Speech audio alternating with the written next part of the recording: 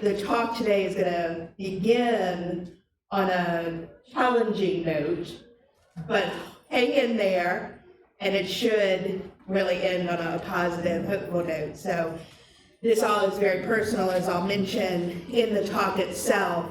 This is something that I've been really wrestling with for nearly a decade now. You know, these pieces of forgiveness that are crucial, but really hard to figure out how, like the talk itself, that forgiveness makes sense, and we'll talk about how that maybe sometimes feels like it doesn't in this opening. So thank you so much again for having me. I'm just gonna read the paper, but also, just make sure I stay on track, but also make sure I speak to you. So, as I said, it begins challenging.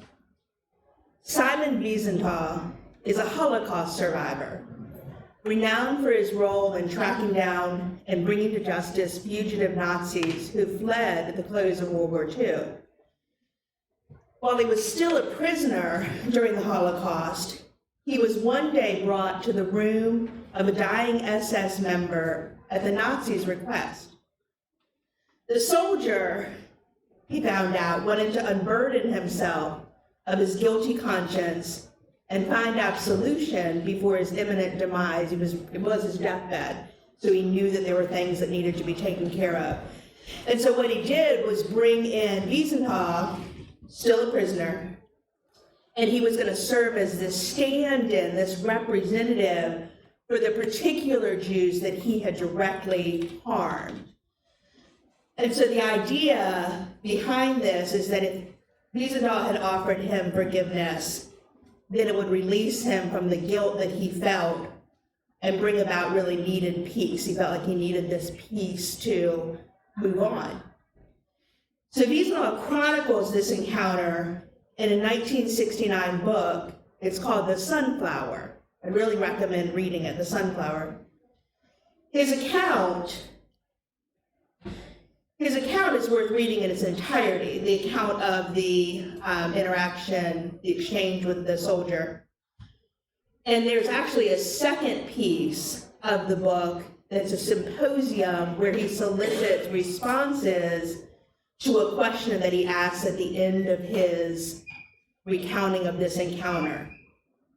It's really difficult for me to convey here either the brutality of the atrocities the Nazi describes, or there's real pathos in his confession. I mean, he really meant it. And Wiesenthal, I think, captures both of these. But he also, in describing this scene, contextualizes it within his own day-to-day experiences. He was still a prisoner in the concentration camp, and so he describes what his life was like day to day in that really prison course. So as we well know, and as the book vividly reminds us, this one particular confession by the Nazi is just a drop in the bucket of the hell that Hitler's forces had unleashed on those that the German fascists deemed undesirable. The book's title, by the way, because you might be wondering, what does the sunflower have to do with what I'm describing? It refers to the sunflowers that were planted on the graves of Nazi soldiers to honor them. And from where the prisoners, where they lived, they could see these graves with these sunflowers across the way. And so that was a real painful contrast, as you can imagine, that these men were being honored for the things that were being, the indignities that were being heaped upon these people, upon Wiesenthal and his comrades, people that he loved, cared for, day by day. So it was a real painful contrast. And there was this kind of uncanny sense of shared humanity that he felt, but didn't really know what to do with, because he did connect on some level with the man who was making his confession. But again, all of it was within the context of this just evil, wickedness. And of course, he had endured that wickedness and seen his friends, his family endure it too. It's interesting though, because if you think about it, that meeting also upended the power dynamic of the Third Reich in some ways, right? The Nazis asking Wiesenthal for something that he couldn't force him to give. It couldn't be coerced to give this forgiveness. Either it was going to be freely given or withheld. And as Wiesenthal recounts the man telling his story, he also incorporates his own responses, what he was thinking as he was hearing it. So here's a quote from him, trying to figure out how was he supposed to respond. How should he respond? He sought my pity, but had he any right to pity? Did a man of this kind deserve anybody's pity? It's a really weighty question, right? It's clear from that exchange that the Nazi has in fact repented, and he fully realized his need for peace that comes only through forgiveness. But there's still that question. Was that enough for Wiesenthal to bestow that forgiveness upon him? Sort of a sister question, you might say, is what difference would that forgiveness make? Because this man's going to pass on, but as Wiesenthal notes, a quote, he was confessing his crime to a man who perhaps tomorrow must die at the hands of these same murderers. In other words, just as he was a representative of the particular Jews that the Nazi had, really terrible things that he confessed, specific things that he mentioned. The Nazi is also simultaneously a stand-in or representative of the people that were keeping him in bondage and threatened his life. Ultimately, come to the end of that encounter, the way that he describes it, Wiesenthal could not bring himself to share words of forgiveness. He leaves instead without opening his mouth. So you know all the things that are going on inside his head, but he doesn't say anything to the Nazi soldier. The decision, as he describes it, was almost instinctual, involuntary, and it did haunt him after he left, for years to come, in fact. The book was written in 1969, so a quarter of a century later, it's still pressing. When he went back to the camp, he sought counsel from others. He hoped maybe that they could explain what was going on. Maybe they could even justify his visceral reaction to the dying man's pleas. But as the years wore on, he wondered if his response was in fact cruel. So it was something that he really struggled with. And out of this struggle, out of this mystery and his inability to solve it, he posed this question, and this is how he transitions from the opening description of his experience to the symposium at the end. He directs the question, and I think if you're reading it, he directs it to you, too. You, he asks, who have just read this sad and tragic episode in my life, can mentally change places with me and ask yourself the crucial question, what would I have done? What would I have done? So in the first, there was an initial edition in 1969, and then there was a later edition, I'm not sure how much farther afterwards, but in the most recent edition, there were 53 responses. 53 responses, and they were all over the map. He wrote public thinkers, public figures. Almost 34 of those, though, argue that Wiesenthal was right not to forgive. Almost 34 of them, so of course the majority was on the side of saying that he was right not to forgive. Only 10 posited that forgiveness was necessary. There were 9 that were kind of uncertain. They sort of fell in the same camp as Wiesenthal himself. Harshest among those denials, I'm going to show you two extremes. So harshest among the denials was Jewish American writer Cynthia Isaac. She condemned the Nazi, seeing even his confession as manipulation and abuse of power. So this is a strong statement, a quote from her response. But again, I think you can feel the force of it, and I do want you to feel the force of it. We'll talk about that in just a little bit. But here's her quote. "Let the SS man die unshriven," she exclaimed. "Let him go to hell." On the other side, so one that's saying, yes, he needed to forgive. South African Bishop Desmond Tutu, he put a pragmatic spin on his Christian response. And of course, Desmond Tutu, he's aware from his own personal experience, South African apartheid, what he's asking, what he's saying needs to be done. Here's his quote. Again, it's a Christian response, but he really takes this pragmatic kind of sort of justification for it. "It is clear that if we look only to retributive justice, then we could just as well close up shop. Forgiveness is not some nebulous thing," he said. "It is practical politics. Without forgiveness, there is no future." Without forgiveness, there is no future. Again, both of those, you can kind of understand what's driving each response, right?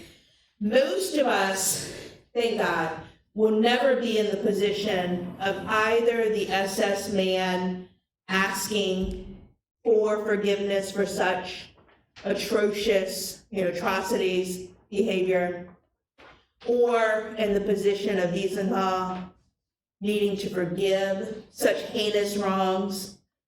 So neither of us really will be in those two, most of us will not be in those two camps. However, I think reflecting on this extreme case of guilt and injustice of Wiesenthal's story, it really helps us explore what forgiveness is, to kind of think about it, especially on an existential level, our own personal experiences. If you've ever had to forgive something that's very difficult, it's really hard. And I think having Wiesenthal's story in view can really help us get to the heart of why that's so.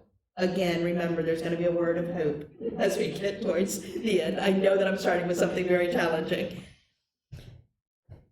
Nonetheless, reflecting on the extreme case of guilt and injustice that Wiesenthal's story presents, and the crisis of forgiveness, and I'll bring that up in a little bit again, it's still worthwhile, and I think especially for those of us who claim Christianity, because forgiveness, as we'll talk about, is right there at the heart of our faith. It's at the root of our faith.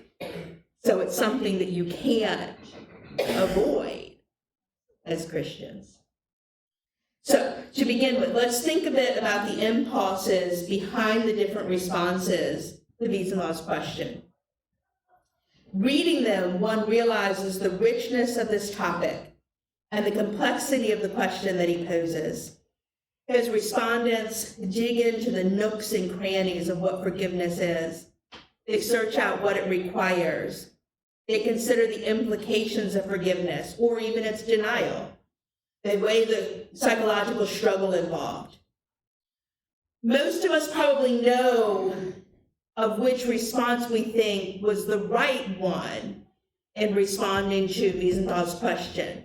But I do want you to kind of sit with that tension a little bit. There's a book by Miroslav Volf, theologian, called Exclusion and Embrace. And he brings to bear the terms of the gospel to this weighty question of alienation on one hand, where you feel like you haven't really been your wrongs attended to, or being cut off for doing wrong on the other hand, so alienation and injustice. His own history As a Croatian living in the Balkan warfare of the late 20th century informs his reflections. And what I'm really trying to get us to do is to prevent just regurgitating simple answers, to really think about it. And so because of his experience, and of course because of his background, he doesn't do that. He doesn't offer simple answers. In his preface to this book, he really captures this tension that I'm trying to get you to consider. The book, he says, was prompted by a question that Jürgen Moltmann asked him after a talk that he had given, where he had argued, where Wolf had argued that we have a moral obligation to embrace our enemies. Could Wolf embrace a Chechnik, one of the Serbian fighters who had so thoroughly ravaged his country and his people? That's the question that Moltmann had posed.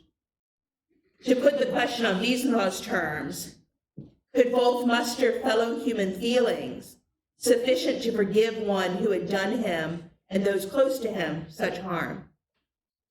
In the preface, Wolf says his response, "No, I cannot. But as a follower of Christ, I think I should be able to." And so that's what motivated the book, to really dig into that question and answer. While writing Exclusion and Embrace, in an attempt to work out this struggle, Wolf confesses, "My thought was pulled in two different directions, by the blood of the innocent, crying out to God, and by the blood of God's Lamb, offered for the guilty." So when I say the dilemma of forgiveness, I have that sub-question, are mercy and justice compatible? Right. Herein lies the tension. This is a quote from him again. How does one remain loyal to both the demand of the oppressed for justice and to the gift of forgiveness that the crucified offered to the perpetrators? To opt for one felt like a betrayal of the other, either to further disenfranchise the already oppressed or to disavow his faith. Even worse, the longer Wolf sat with the tension, the more it seemed that God was at odds with himself, at once delivering the needy and restoring the wrongdoer in this family that seems a bit dysfunctional, to have both, where God restores both. Can these two apparently irreconcilable divine actions somehow align? So that's the heart of my question of, can forgiveness make sense? Surely the God who loves the wrong party also loves the one who hurt him. But mustn't love of one require punishment of the other? Many of our doubts about the demands of forgiveness stem from our own psychological and imaginative limitations, which makes one wonder whether a rational case for our obligation to forgive matters if it's simply impracticable to carry out. So as Wolf says, on one hand, rationally, I should be able to, but on my own steam, like, how do I do that? And then I guess maybe to complicate matters, I'm not sure how this fits. I'll read my paper and remind myself. Scripture, too, calls us time and again to forgiveness, even going as far as to bind our own forgiveness to the forgiveness we offer others. We see this link explicitly articulated in the parable of the unforgiving servant of Matthew 18, 21 through 35. Also the Lord's Prayer in Matthew 6, 9 through 13, among other places in Scripture. Forgive us our sins as we forgive those who have sinned against us. That's the fifth petition of the prayer, and we'll pull that up in a little bit. C.S. Lewis in Mere Christianity, in his chapter about forgiveness, this is a quote from him. He says, there's no slightest suggestion that we are offered forgiveness on any other terms. It is made perfectly clear that if we do not forgive, we shall not be forgiven. Yep. A world without forgiveness, as Bishop Tudu noted, is unimaginable. This side of Eden, sin and the death it entails, sadly, is a persistent presence. At least that's the case while we wait for God's kingdom to reach its crescendo and bring to consummation the victory Christ inaugurated on the cross. Ever since Cain, human beings daily harm each other in big and small ways. We have Lamech in Genesis 4. His response to such mistreatment is vengeance. I've killed a man for wounding me, Lamech boasts to his wife in Genesis 4, a young man for striking me. If Cain's revenge is sevenfold, then Lamech's is 77-fold. On human terms, again, this is what I'm trying to get you to think about. On human terms, payback for wrongs is logical. It's almost even necessary. But is that the kind of world that you really want to live in? Infinite vengeance. You kill someone, they kill someone in your family. Oh, you just like, where does it stop, right? So we have Matthew 18, where Jesus is probably hearkening back to Lamech, where he says that we are to forgive 70 times 7. That, of course, seems much more appealing. But at least for some, it might feel like a burden, even for far more commonplace hurts than Wiesenthal experienced. On the other hand, wouldn't boundless forgiveness simply invite yet more harm? Wouldn't unending grace exacerbate power imbalances and force the already exploited into deeper levels of oppression? And this is where I'm going to mention where this talk came from. As I said, it's something that I really was working through, and it was very difficult for me. Some time back, a person I counted as a close friend really betrayed me. There's a person I'm going to mention a little bit, Lewis Smedes, whose book was very helpful to me more recently. He offers sort of a rubric of these difficult cases, and he says that it's threefold hurts that kind of push us into a crisis of forgiveness: personal, unfair, and deep. And in my case, there was no easy band-aid that could fix the problem. Making it even worse was this person had betrayed me, and then she garnered support from other friends. It was a very difficult time in my life, and they saw my grief, what I was going through, as fruit of bitterness and a failure to forgive. So it's this almost weaponizing of forgiveness is sort of the heart of where I'm coming from. The next few years proved a crucible for my faith, as much like both, I had to grapple existentially with the dilemma of forgiveness that I've talked about before. I didn't have many resources to help then. I certainly could have used that Smedes book that I mentioned. It's called Forgive and Forget. At the end, by the way, I'm going to have some resources that I found helpful, so you can maybe take a little screenshot of that or get them from me later. So Smedes frames the challenge of how there's sort of these two extremes. Here's a quote: "Forgiving is love's toughest work and love's biggest risk. If you twist it into something it was never meant to be, it can make you a doormat or an insufferable manipulator." I don't have time for these questions, but these are just some things to think about. And maybe I could get some input from you. I'll leave about 10 minutes at the end if anybody wants to share, but just so thinking about what forgiveness is, if you ever wondered that, I'd love for you to think about that. What actions or attitudes are sometimes confused with forgiveness? Have you personally ever found yourself in the position of needing to forgive something difficult? And what was it that made that experience so hard? Were you ever able to break through? And those are just some things that, kind of a personal application. Again, I don't have time to hear from you, but keep that in the back of your head. If anybody wants to share, it would be great. So sometimes a word can obscure the complexity of the reality behind it. And my personal experience tells me that that's often the case with forgiveness. So when I'm talking about forgiveness, I'm following Eleanor Stump, which is another one of my sources, where she uses Aquinas' understanding of love and how forgiveness is an entailment of love. And Aquinas, the way that he explains love has two features, two desires. Desire for the good of the other and desire for union with the other. Because these desires are located only within the person harmed, we'll find that they can actually be accomplished without any action on the wrongdoer's part. But Stump is quick to note that desire alone is not sufficient for the realization of the other's good or for the actual union with him or her. She's the one who called my attention to the sunflower piece, sunflower book, and she works through that. Why did people have different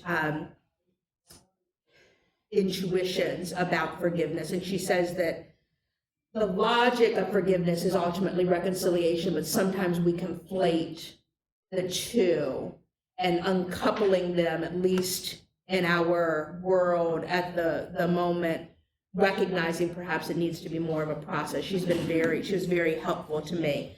But on one hand, we can desire the good of the other. We can desire union for the other, but that doesn't necessarily mean it's going to come to fruition, because we don't have control of how the other person responds.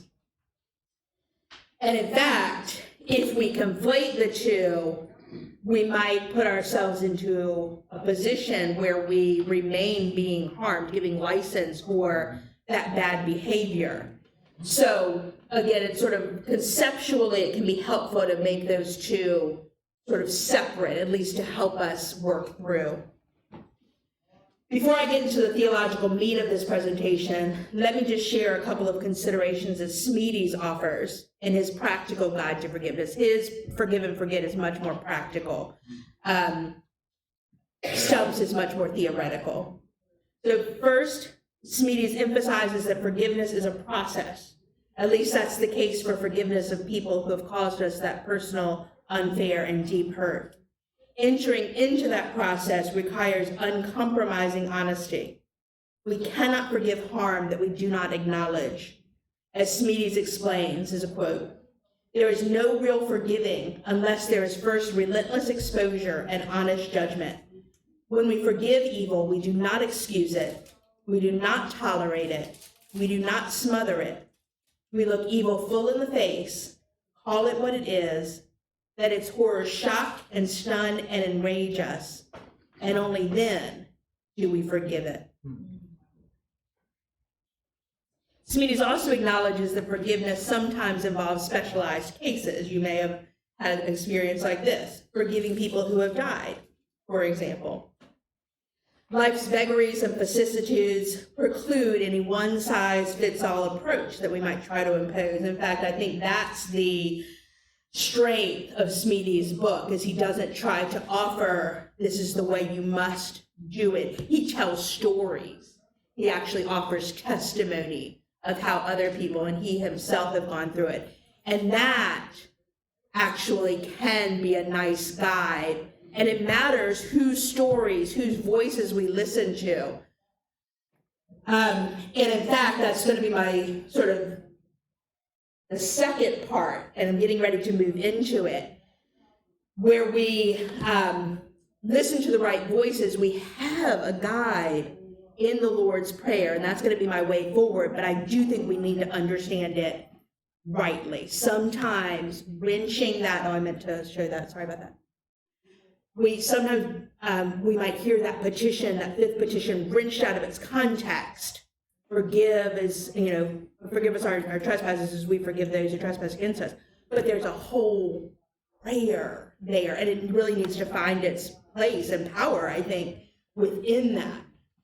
So the Lord's Prayer is really going to be the kind of target. Not the only, but this is my way through. So Lord's Prayer, of course, is the model that Christ offers his disciples when they ask for instruction on how to pray. Wesley Hill's primer on the Lord's Prayer, I would strongly recommend that. It offers a helpful rundown of how the church has historically understood its import, and most of my discussion about it's going to follow Wesley Hill. The prayer consists of 6 petitions. So you have your opening address, and then each line almost is a petition. Some go on 2 lines. And then some see deliver us from evil as a separate petition. And then you have a wrap up, the closing doxology. So the prayer consists of 6 petitions, or 7, depending on how you handle that final section. The opening 3 are about God's character and reign, and then the last 3 or 4 turn to the human condition, invoking God's aid for what ails us. It's a rich prayer, as we know, and we revisit it. And I think sometimes going through it and knowing it so well, I don't know, just helping us to let it penetrate our heart and mind. That's what I'm hoping we can do today. Sometimes that commonplace repetition of it might prevent our awareness of its power. So again, I really want to focus on how the full context, there's a lot there, but I'm going to focus specifically on forgiveness and how the full context can help us with that, better appreciating it and better practicing it. So we'll start with the second half, who we are as needy creatures. Here we find Jesus acknowledging our agonizing need, our need for sustenance, both physical and spiritual, our need for grace, protection, and rescue. Regular recitation of this prayer, and why we incorporate it so much, Hill explains, trains us to rightly envision our plight as utterly dependent on God's provision. Not just in the past, as though God winds us up and leaves us to our own devices, but moment by moment, this day, we are sustained by God's provision. And of course, that's a big antidote to self-reliance that is so common. It's such a common sort of understanding of who we are. This reminder that we really are needy creatures is actually also a comfort as we consider that prayer, that appeal for forgiveness and deliverance from evil. Human beings are all in the same boat, we find. All of us, both victims and victimizers, are buoyed up only by God's allowance. All of us are in dire need of saving from the sin that surrounds us and infects us, the sin that, quote, is more pervasive and intractable than individual peccadillos or improvable behaviors, to use Hill's language. These petitions of the Lord's Prayer strike at the very root of human corruption, the lie that tells us we are our own, that we can do as we please and are unaccountable to anyone else. Most importantly for our purposes this morning, it's a lie that the evil perpetuated against us cannot find refuge in our own hearts. This is not to suggest a moral equivalence between large infractions and small.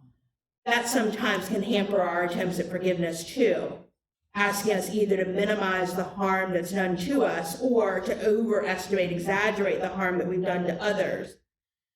As Cornelius Plantinga explains, all sin is equally wrong, but not all sin is equally bad. Some have more outsized effects than others, and of course the root of them too.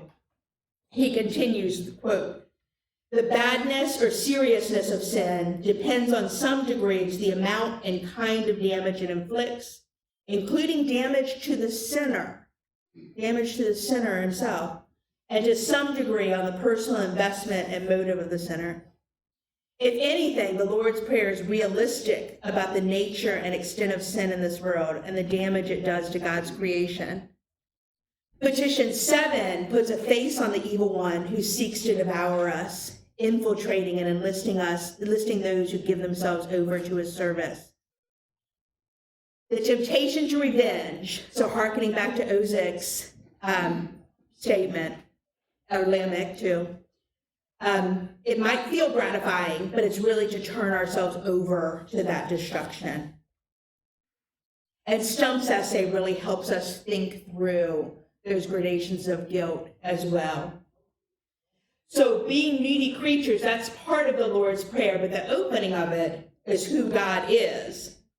So the opening 3 petitions, these are really crucial to have that in view.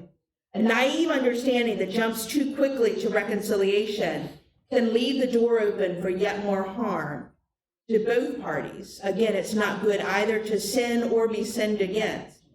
And these opening petitions of the Lord's Prayer dispel any such naivete.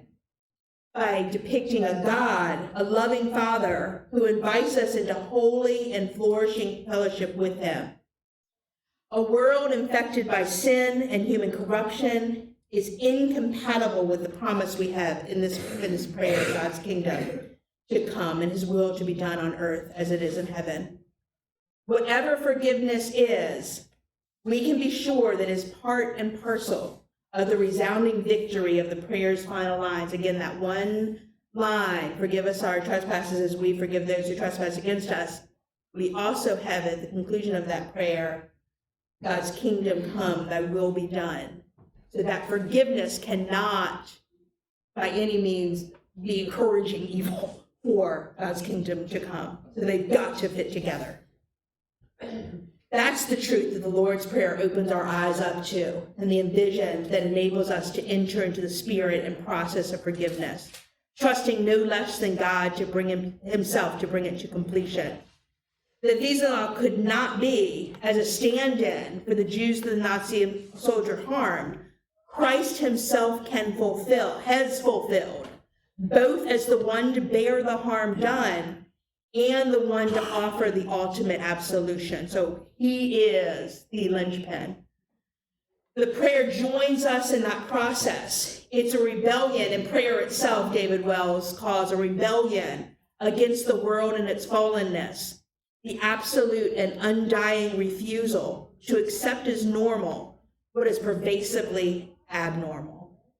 The Lord's Prayer then is a clear-eyed, realistic assessment of our current status against the backdrop of what should and what ultimately will be, given God's nature. Hill explains, when we pray, your will be done on earth as it is in heaven, we are aware of how God's will is not being done in the world. We are asking God to overcome this contradiction, to act in such a way that life on earth increasingly resembles the peaceable and joyous life of God, of heaven. Wells draws on the persistent widow parable, where he says that her persistence going to the unjust judge in this case, and it still did something, so how much more going to a just judge, that every agenda, every scheme, every interpretation that is at odds with the norm as originally established by God, that prayer is a refusal of that. So we confess here, along with Wolf, that we cannot forgive on our own steam, but that on Christ we can and we should. We affirm through prayer, and I'm saying through the Lord's Prayer in particular, that God's kingdom is victorious over any and all attacks upon it, including the ones where we have found ourselves in the line of a perpetrator's fire. Although this affirmation takes the form of a petition in the Lord's Prayer, it's functioning more as a personal alignment of our purposes in spirit with God's. That recitation of the prayer, Hill says, we are stretching our hearts so that we may learn to desire greater, truer realities. This greater reality is our ultimate promise, deliverance from oppression, healing, and restoration from the disfiguration caused by sin and death. Healing both for harm we have done and harm done to us. And that's where those two come together in the Lord's Prayer. It is out of God's character that his plan for salvation, his deliverance from guilt and the death and damage of sin and all its instantiations, big, small, all of it comes. This is God's plan, the Lord's Prayers tells us, that it is already underway and available for us right here and now, even if it is not yet fully realized. Only a God who has entered into our suffering, who has taken on human flesh and dwelt among us, can provide that remedy. And so that's the peace of Christ as our deliverer. In Jesus Christ, God's own Son, we find all the resources that potential forgivers need. Christ is everywhere present in the Lord's Prayer. He's obviously the prayer, but he's also the one inviting us into fellowship. He's saying, our Father, and he's telling us to pray in this way. He's also the very bridge that we walk across to approach God's throne. He's the means by which God's will is enacted in the world, the way that the curse that we labor under is reversed. He's how our crisis of forgiveness in our particular case today, what we're talking about, is resolved. In the Garden of Gethsemane, Christ cries out to his Abba, Father, asking that the cup of suffering and death that he's about to drink be passed from him. Even still, in an agonizing act of obedience and an illuminating echo of the Lord's Prayer, Jesus declares, "Thy will be done." It's just such an interesting, that's how the Lord's Prayer ends. This divine action is the paradoxical linchpin of our faith and what ultimately makes sense of forgiveness's counterintuitive demands. As Hill explains, it's clear to us that the will of God in heaven is the perfect, eternal love of Father, Son, and Spirit, unmarred by any suffering or dying. What is less intuitive, but what Gethsemane and later Calvary forces us to notice, is that the will of God is also the way of the incarnate Lord into the far country. I almost feel like I want to cry at this point in my paper. Sorry, let me hold it together. Far country of our suffering and dying, where he is mocked, spit upon, strung up, and left to suffocate. This is what it looks like for the will of God to be done on earth as it is in heaven, because that is the only way our earth can be saved. Our forgiveness, whether it's enacted by or received by us, our ability to heal and be healed, rests alone on the work of Christ on the cross. And that is the promise, we must cling to as we undertake our own hard work of forgiveness. There's a suffering involved in that process, to be sure, but we can know that that suffering is not in vain. Hill again, here's a quote.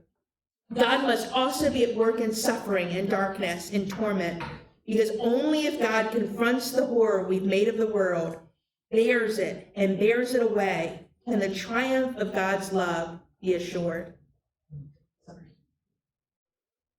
But I'm not going to leave you with that promise of suffering. That's not very hopeful. I told you there's going to be hope. Thank you so much.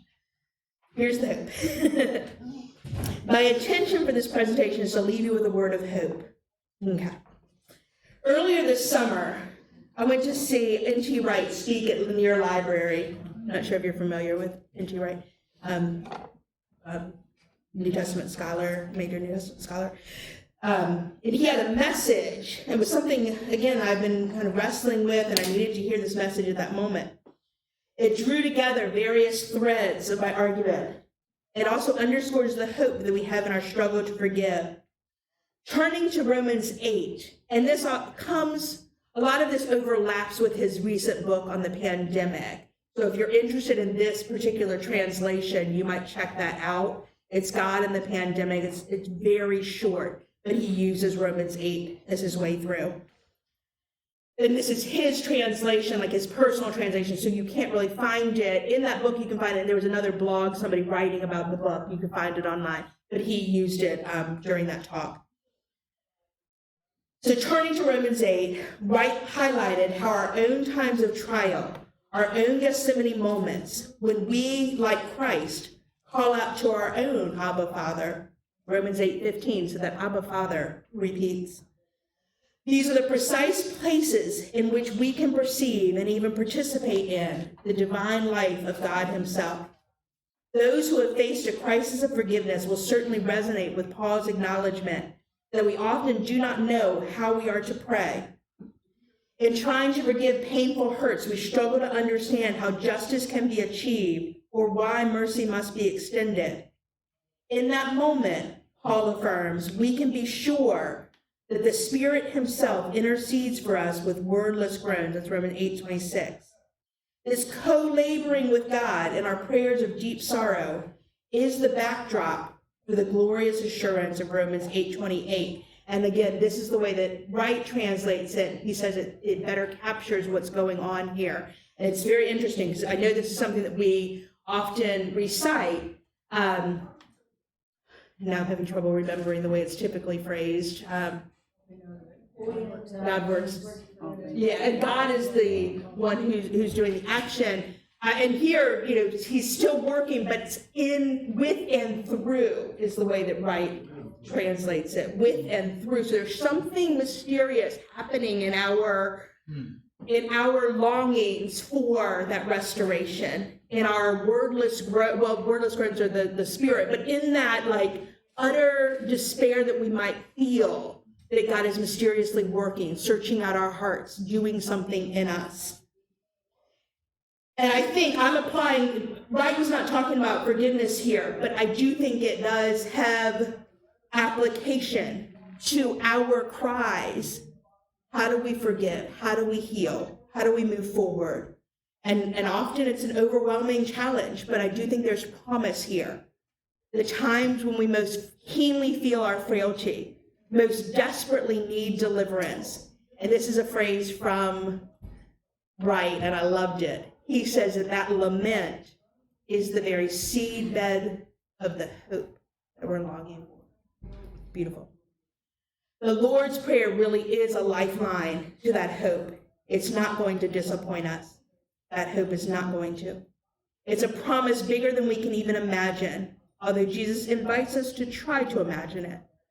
The petitions of the Lord's Prayer, when we fully enter into it, we recognize them as pointers to the life that we are made for and that God longs to welcome us into. Here's another quote from him. This is what the final praise in the Lord's Prayer means to direct us toward. There is coming a time when we will have no more need to ask God for bread, for absolution, for rescue. All of our tears will have been wiped away. Death will have been finally defeated, and the earth and its people will be at peace and thriving. And that's, I think, the promise that we can cling to. It's a story big enough to house both the justice and the mercy that sometimes feel like they don't fit. Amen. Thank you all. I appreciate that. Very good.